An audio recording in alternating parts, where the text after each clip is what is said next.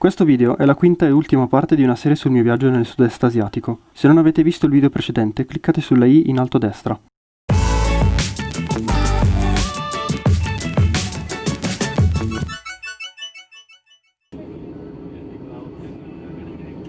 Arrivo a Bangkok in piena notte e prendo un taxi che mi porta all'ostello.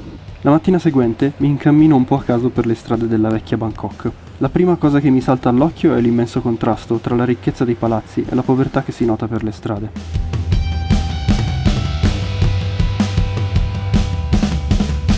Mi dirigo verso il Wat Saket, detto Golden Mount, un tempio buddista collocato sulla cima di un colle artificiale.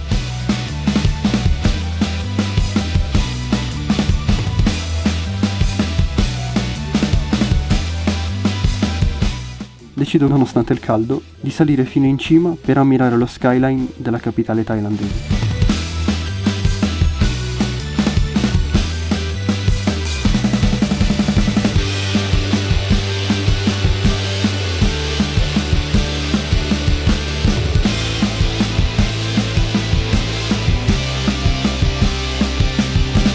In cammino verso sud, dove scorgo il Giant Swing, situato di fronte al Wat Suttatu Tempurawan. Mi fermo a mangiare in un posto che mi offre un piatto che, nonostante sembri buonissimo, faccio avanzare dalla nausea che mi provoca. Dopo pranzo vado verso la metro per raggiungere il Buddha d'Oro.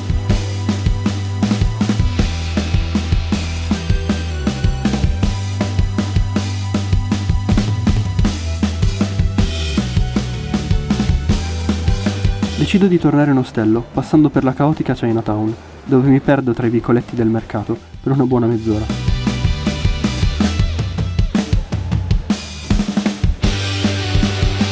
Dopo aver trovato il Wat Mankon Kalam Wat, mi dirigo verso il Wat Chakrawatra Chawat Wara Wawawa Wimmawe, tempio famoso per la residenza di coccodrilli.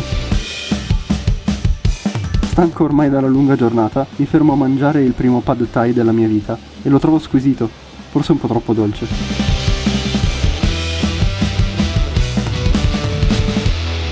La mattina seguente la dedico alla visita del Grand Palace, dimora dei re thailandesi del 1785. Prima di entrare mi costringono a comprare dei pantaloni lunghi in quanto quelli che indosso, nonostante mi arrivino alle ginocchia, risultano essere troppo corti. L'ingresso costa 500 baht ed i pantaloni 200, per un totale di circa 20 euro. Il palazzo è enorme ed è formato da tanti templi, uno più sfarzoso e dorato dell'altro.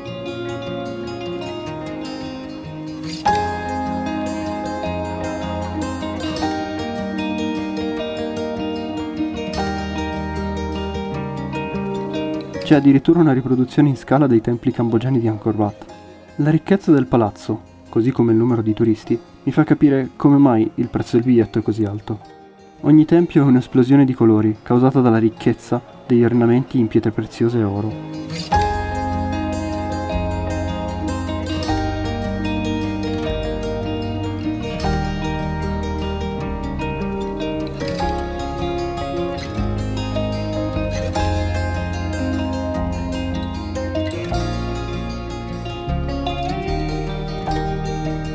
Alla fine del percorso trovo il museo tessile, dove provo una sorta di gonna tradizionale che si crea solo piegando un telo rettangolare. Dopo il palazzo reale mi rinfresco grazie al latte di cocco per poi pranzare con un piatto di riso fritto, pollo e maiale. Visito poi il Wat Po, tempio che contiene una statua completamente dorata del Buddha sdraiato, grande ben 46 metri.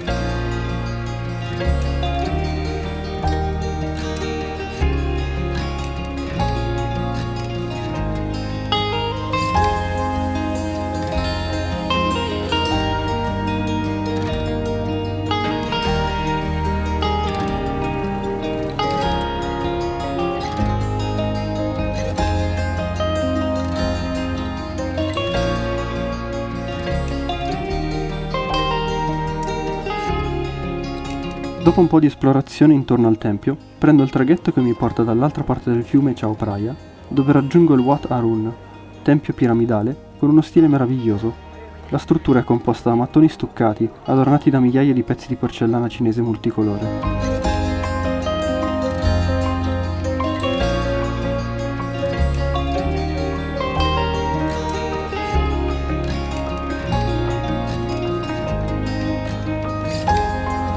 Torno dall'altra parte del fiume, dove mi rinfresco con un gelato al cocco, per poi cenare subito dopo vicino all'ostello.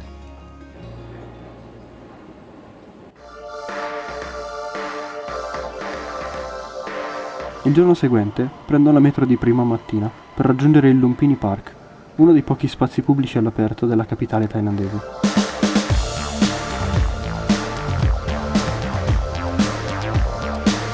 Il parco contiene un lago artificiale, nel quale si possono fare incontri piacevoli con numerosi pennuti pacifici, ma anche iguane e varani.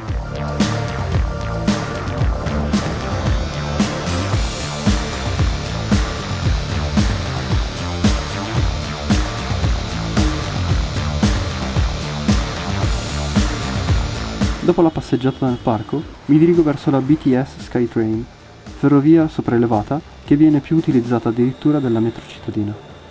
Mi fermo a mangiare un pad thai con soia in un centro commerciale. Proseguo il mio viaggio sullo Skytrain fino a raggiungere il Chatuchak Park. La mia destinazione però è il mercato delle pulci, conosciuto dai turisti come Weekend Market. È il più grande mercato della Thailandia e questo si nota perché dopo nemmeno 10 minuti mi sono completamente perso nel labirinto di bancarelle.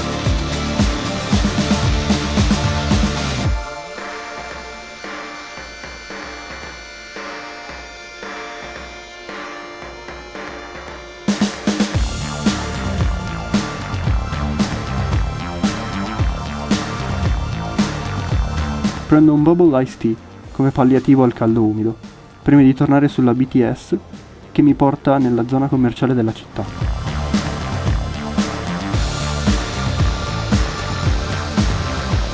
Mi incammino in mezzo ai negozi di ogni tipo, prima di stancarmi per il caos provocato dal traffico. Infine prendo il bus pubblico che impiega un'ora per fare 6 km. Visto però il prezzo del biglietto di circa 20 centesimi, evito di lamentarmi.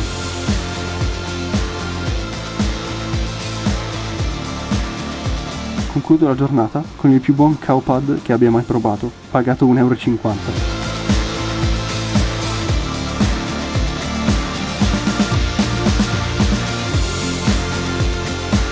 Il giorno dopo mi sveglio tardi e decido di dedicare la giornata all'esplorazione della zona di Khao San, famosa come ritrovo per turisti che vogliono spendere poco. Dopo aver cercato in lungo e in largo un pranzo super economico, riesco finalmente a trovarlo in una bancarella che ignora ogni tipo di norma sanitaria, ma che mi offre un buonissimo piatto di riso con carne piccante a 80 centesimi.